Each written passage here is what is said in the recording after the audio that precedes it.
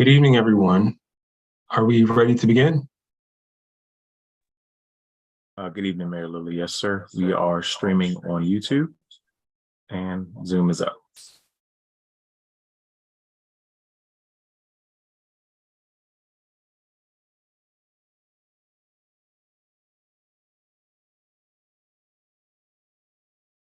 Can you all hear me? Gotcha. We can hear you. Can you hear us?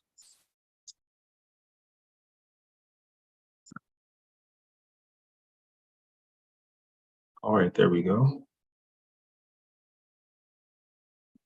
Better now? Yep, it was my volume, so I think we're all set. All right.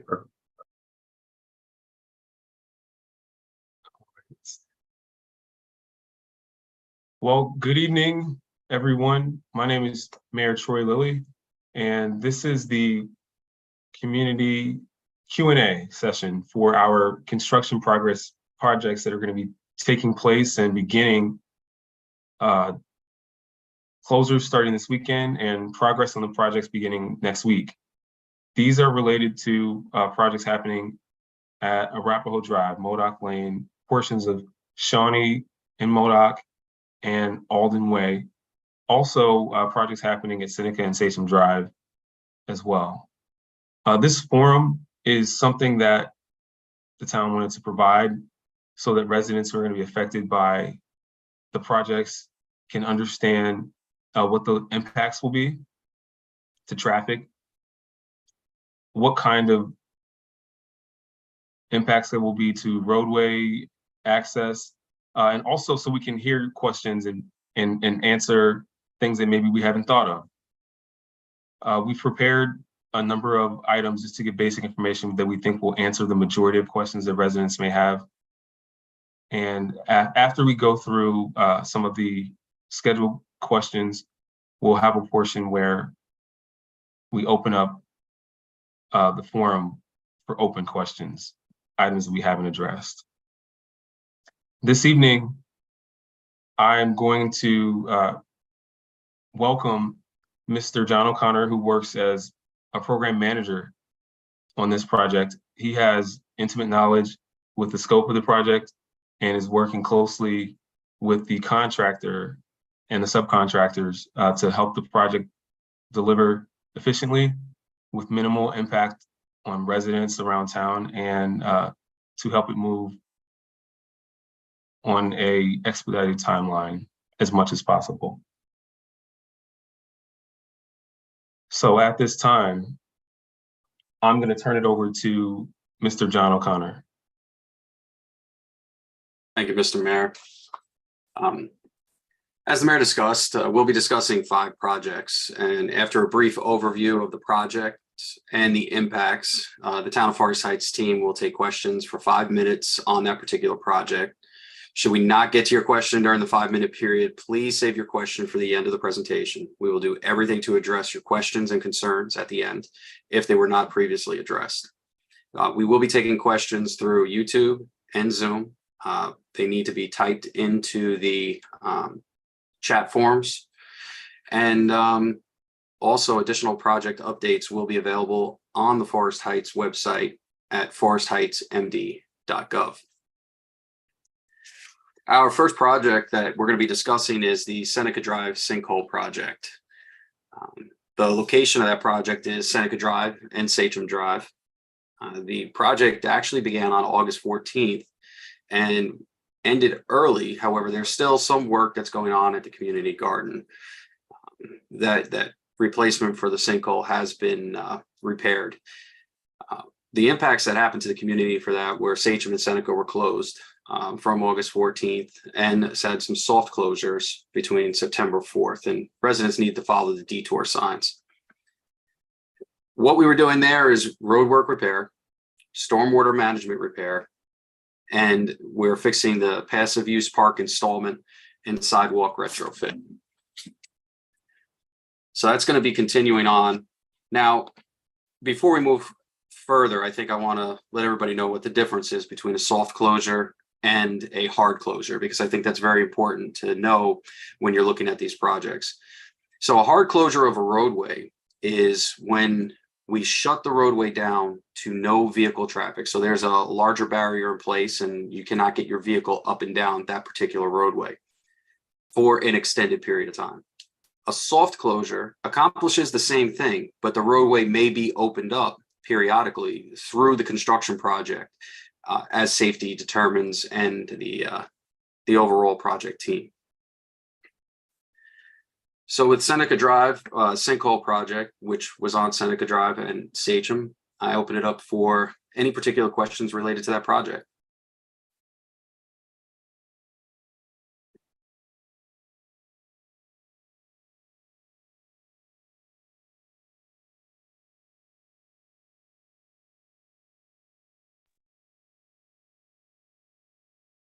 Mr. O'Connor, none have populated on YouTube. And Ms. White, how about Zoom?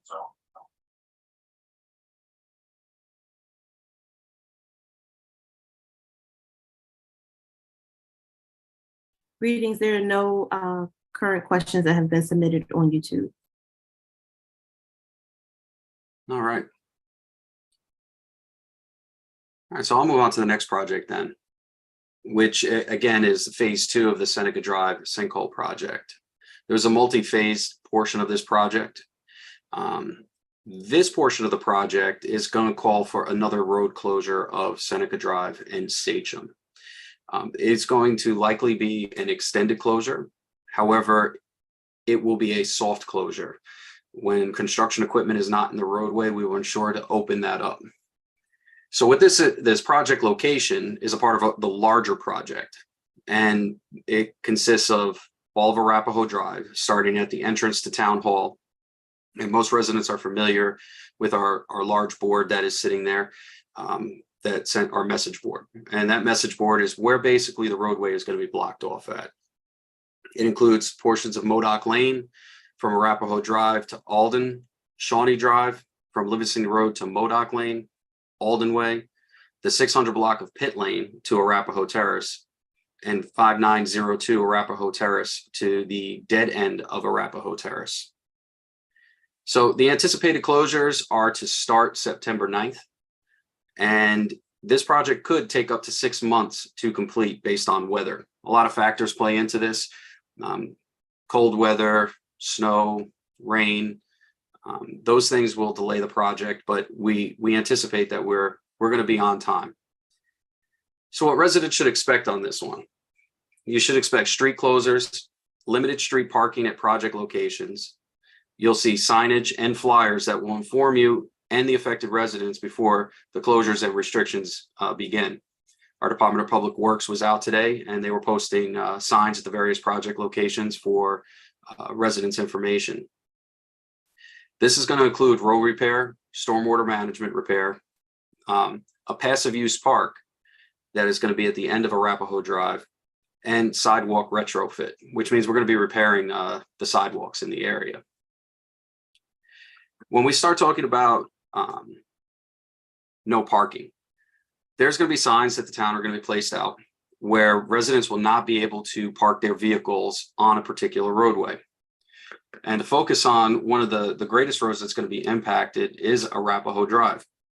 Once it's closed off at the town hall, residents that live on Arapahoe Drive will only be able to access their residences from Pit Lane. And what that means is you're going to have to come into the town on Shawnee Drive. You're going to have to travel up Modoc Lane to Ottawa Street to Terrell Avenue, and then Pit Lane to Arapahoe Drive. Now, concerns have been raised. What happens with trash? What happens with my Amazon deliveries? What happens with any packages? Well, normal services will continue. So you don't have to worry about your deliveries. Deliveries will still come through. Your trash will still be picked up. We've already worked with the trash company and made notifications. Other questions have arose. Well, what happens if I dial 911 and I need police, fire, or EMS? Well, we've already communicated to Public Safety Communications with Prince George's County of these anticipated road closures. So the maps for the Prince George's County Fire Department and our Public Safety Communications dispatchers have been notified of these closures. So they get alerts when they need to respond to this area. Don't worry, it's not going to slow their response time. In case of an emergency, they are able to access Arapahoe Drive from the turn lane on Highway 210 because they are emergency vehicles. So they don't normally need to take that detour if necessary. So we made sure to take care of all the communication that could possibly happen for your safety during this project. Parking is going to be at a premium during this project. Residents that are affected may not be able, in some instances, to park in certain areas next to their driveways. So basically on-street parking in certain portions of the road is going to be prohibited.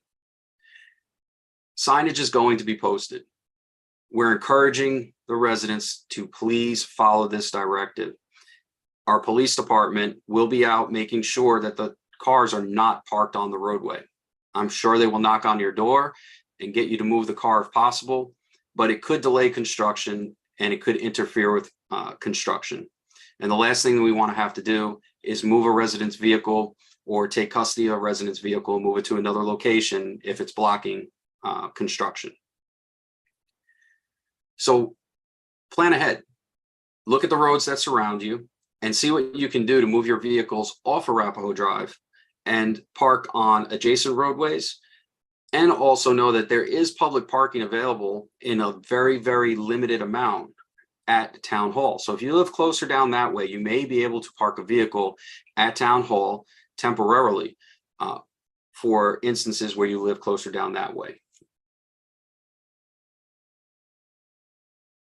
And with that, I'll open up the question and answer session for this particular project.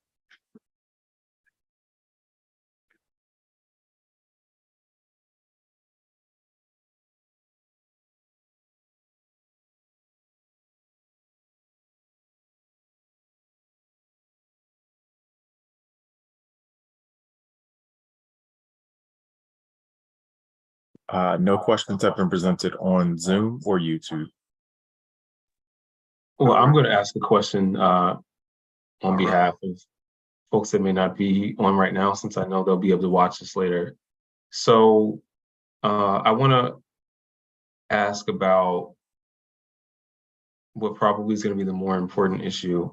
So could we talk about an instance where a resident may not be able to park near their driveway? When might that happen? And let's talk about a scenario around modeling that situation.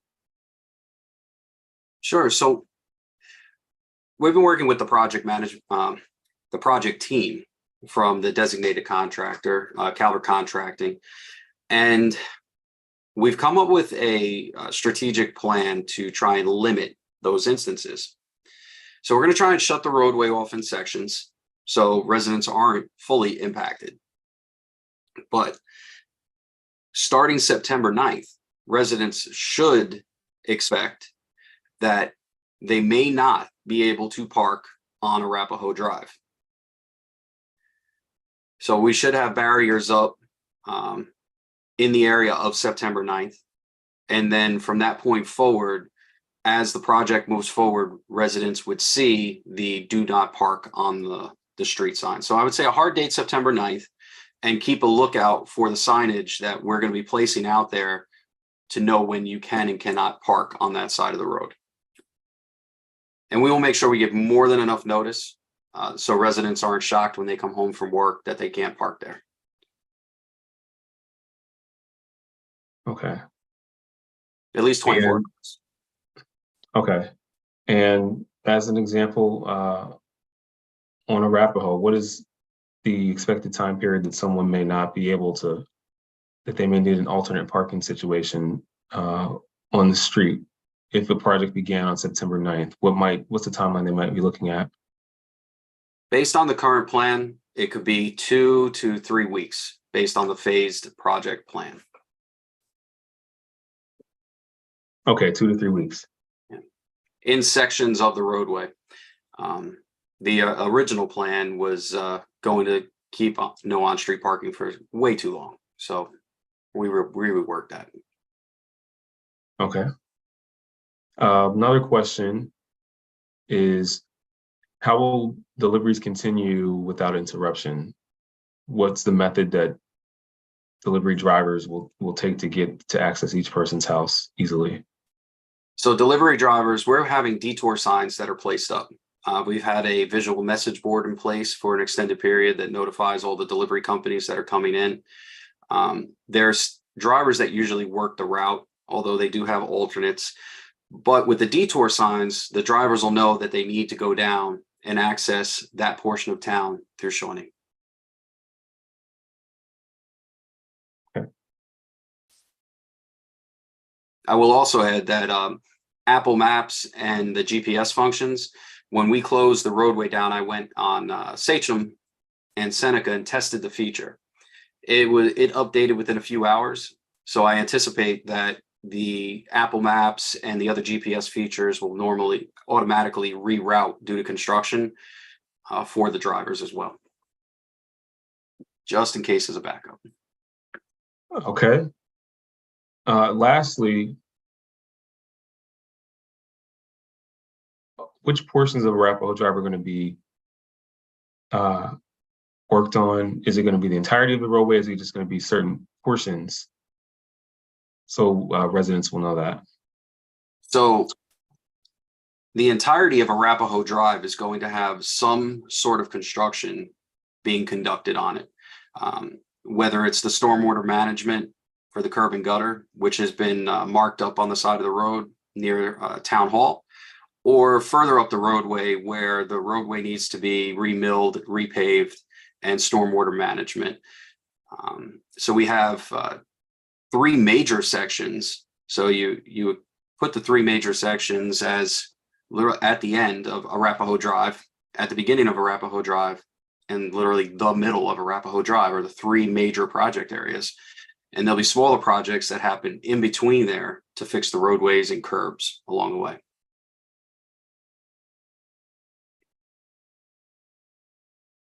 Well, those are all my questions for this particular portion. Thank you. All right, the next project that we'll be discussing is the Alden Way Stormwater Management, Revetment, and Asphalt Overlay. This is going to be taking place at Alden Way at Modoc Lane. The anticipated start date is September 9th. It may take up to 6 months to complete this particular project. The expected street closures and limited parking at the project locations, which means Alden Way is a dead-end street. So the impact for this particular roadway is going to be to the residents on Alden Way. It's an expansive project with asphalt overlay, which is going to fix the areas on Shawnee and Alden Way. And it's going to push down to the dead end and take care of the stormwater management issues and the flooding that's been occurring down there, and replacing curb and gutter and sewer. So the biggest impact we're going to see on this one is the residents of Alden Way. They're going to be displaced as parking is concerned, but on-street parking will be available at Shawnee and particular sections of Modoc Lane during this portion. There will be signage that's going to be placed, and we'll be making contact with some of the most affected residents on that street that are actually the construction is going to impact their property as well, or additional contact.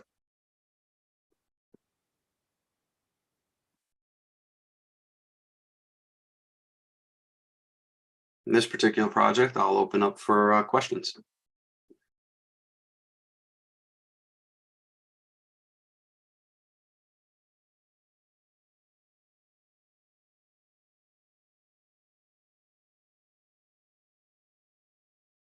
Again, if I don't hear questions, I'll ask them. I'll wait for the persons who are monitoring YouTube and Zoom to answer if there's anyone who asked a question. No Zoom and no YouTube questions.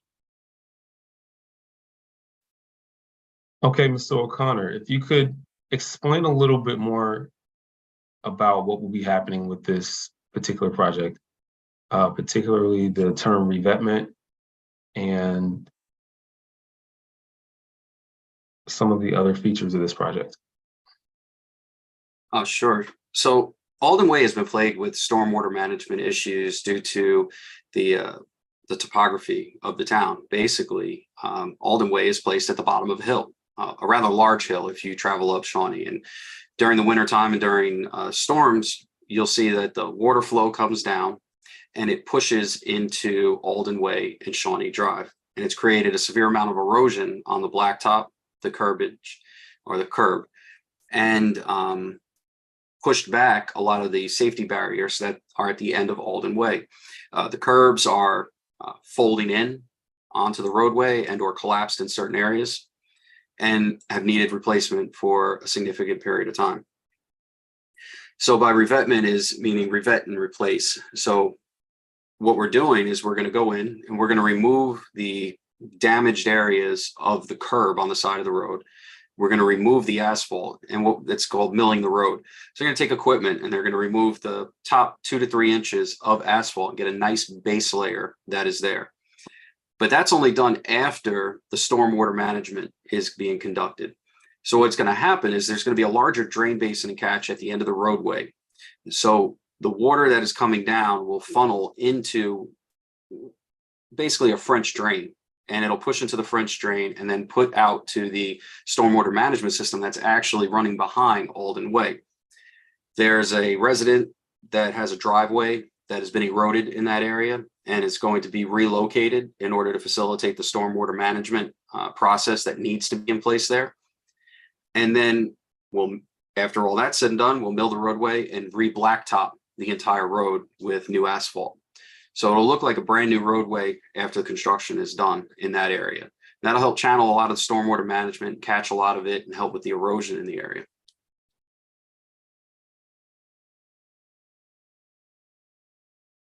Thank you.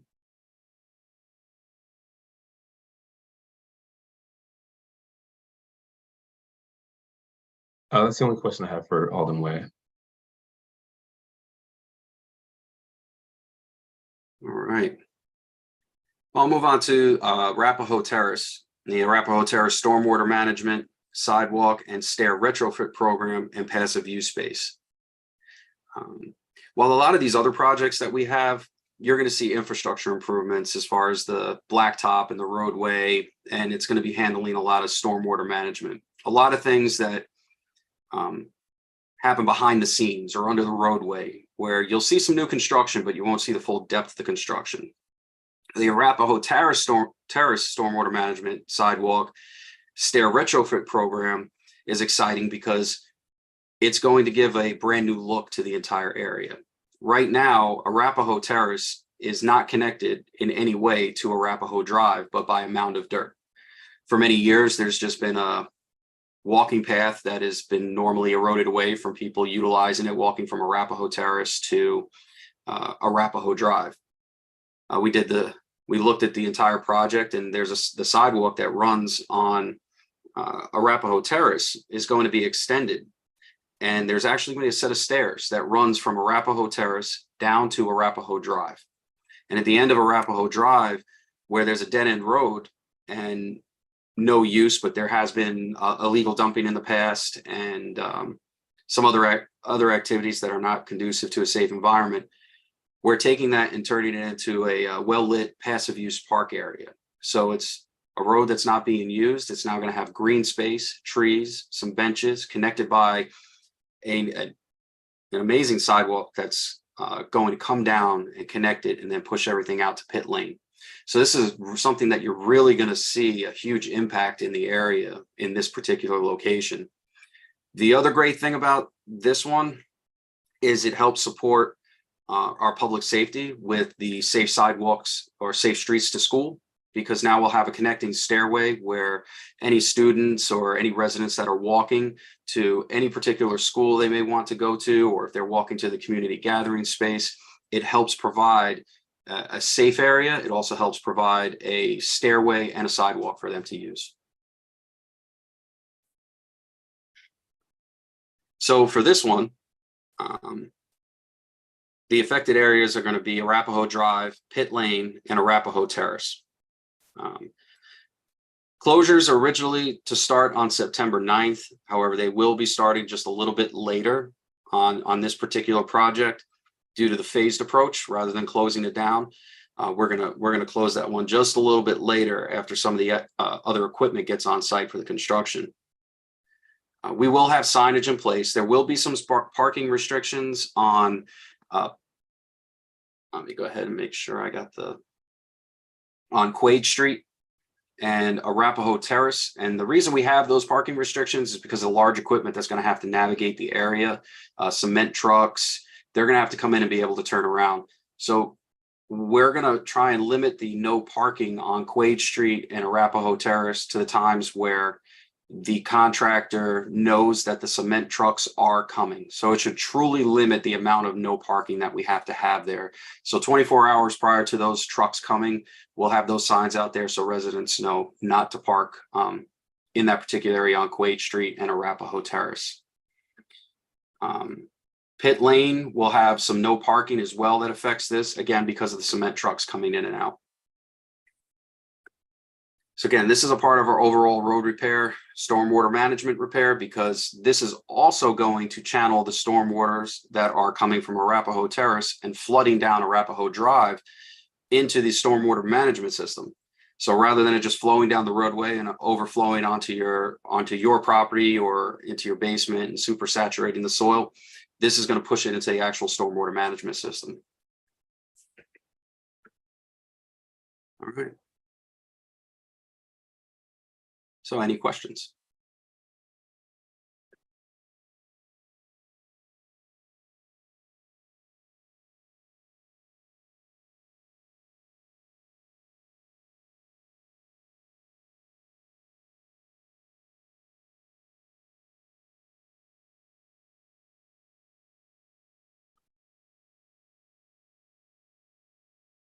No questions. All right. Mr. Mayor, any questions? On this one, I just wanted to reemphasize, I got a question from someone about if Arapahoe Drive and Arapahoe Terrace would be reconnected or connected, and the answer to that is no. For vehicles, but for folks that are walking as pedestrians, yes, they'll be able to walk from one side of the dead end to the other. The question that I have is, the portions of Arapahoe Terrace that will be shut down, can you talk more about that, or that will have restricted access? Yes. So on Arapahoe Terrace, the dead end, so Quaid Street and the dead end of Arapahoe Terrace, there will be no parking during the duration of this project on that dead end area. We anticipate that it's about 2 or 3 houses up from Quaid Street. Let me see if I can pull the number up for you.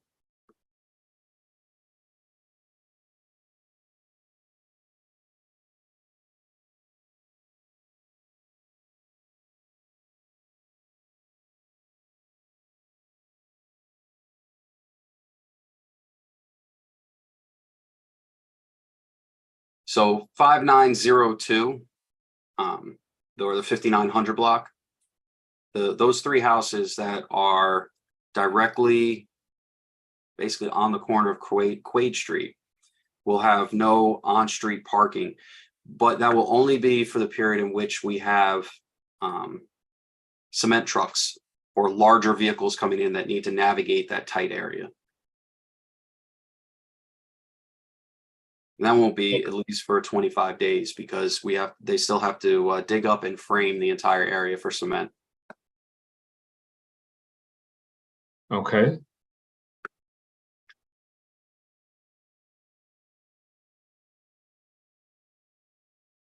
Is that the main extent of the closures for that side of the project, that portion? That's actually one of the areas that has more of a minimal impact on the Arapahoe Terrace and Quaid Street side.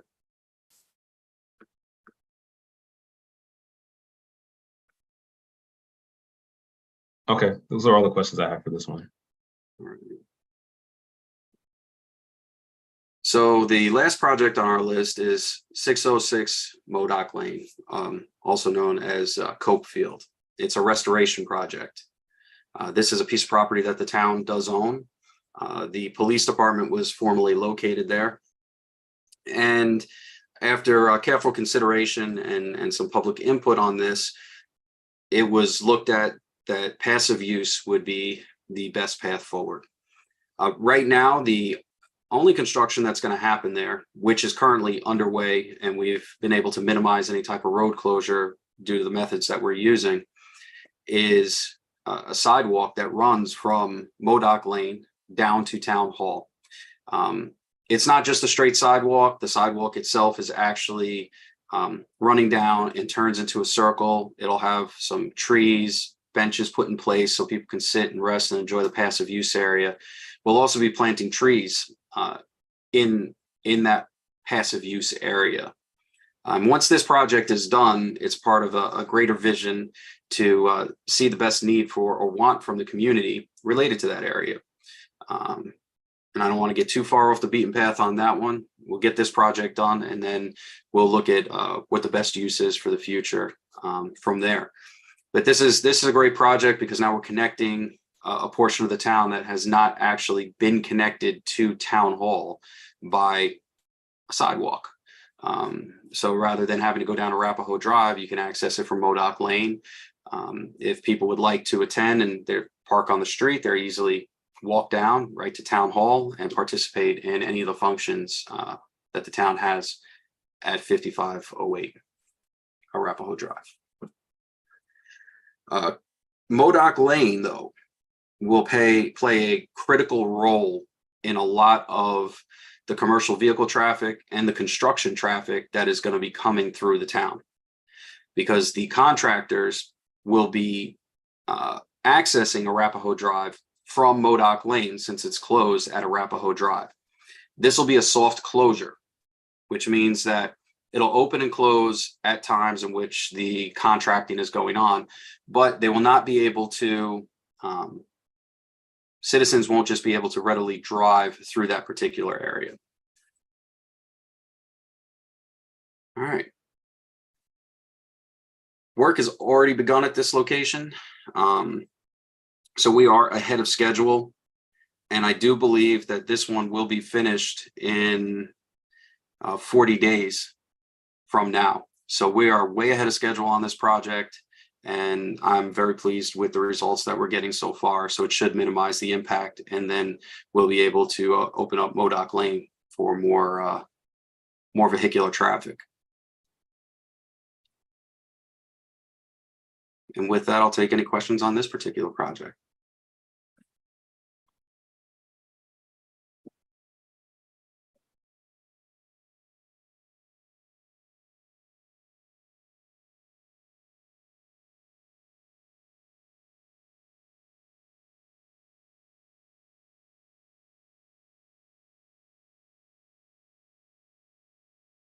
No posted questions. Thank you. Mr. Mayor, any particular questions on Modoc Lane? Yes. Are there any roadway repairs happening on Modoc Lane? I know we talked about Alden Way and Arapahoe Drive. And if there are, what phase in the project or what portion of the project are those going to happen? So there's minimal road repair that's happening on Modoc Lane. It's going to be areas that were impacted from the original construction on Modoc Lane, and some of the stormwater management systems that come from Arapahoe Drive onto Modoc Lane. So there's going to be minor repairs. If there's any large areas that are identified while we're there and we're ahead of schedule, I'm going to try and work with the contractor to see if there's any way that we can fix any areas that may need replacing at this time.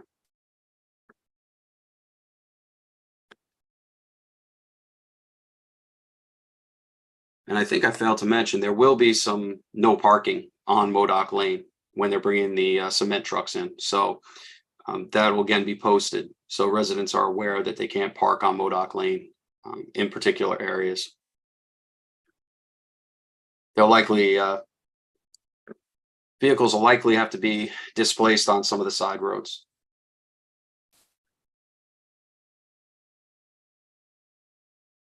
Okay, that's good information. And I know we didn't have any questions from the panelists, but what I'll say is you've heard all of these particular projects, and town staff, through a coordinated effort, work these projects, which are monumental for the town, to happen and coincide together to minimize a long-term impact. So what we're doing is we're having a lot of these projects overlap with some roadway closures that may take up to 6 months. Whereas if we did these projects individually, and we would be looking at least 1.5 to possibly 2 years of roadway disturbances in the town. So this plan, so far, the way it's been laid out, has been successful. We are ahead of schedule. We've minimized as much impact to the residents as we can. And I'll say we do understand that having detours and not being able to go down certain roadways is a major inconvenience. And especially if you have family and friends that are visiting, or you're looking forward to getting packages. And we're going to do everything possible to minimize those impacts while we have these construction projects. And we hope that if there's any questions as we're moving through this, that you do reach out. And please visit forestheightsmd.gov. Look at your town newsletter for any future updates. And the communications team will be putting door hangers up just to make sure that everybody is aware, and you'll have contact information. And look at the signs that are posted at each project, and there's always contact information on there as well.